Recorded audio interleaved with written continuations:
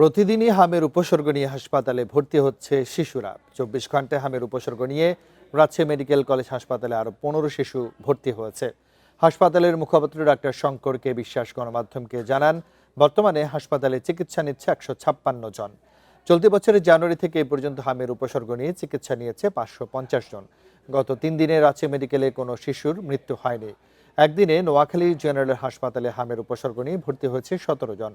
শিশু ওয়ার্ডে ৩৪ জন এবং আইসোলেশন ওয়ার্ডে ১৮ জন শিশু ভর্তি রয়েছে। শিশু ওয়ার্ডে শয্যা সংকটে মেঝেতেও চলছে চিকিৎসা।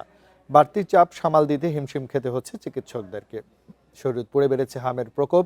সদর হাসপাতাল সহ জেলার ৬ হাসপাতালে ২৪ ঘন্টায় হামের উপসর্গ নিয়ে ভর্তি হয়েছে ৮ জন শিশু। সবচেয়ে বেশি রোগী ভর্তি হয়েছে জাজিরায়। সেখানে এ পর্যন্ত ৫৫ জন শিশু আক্রান্ত হয়েছে।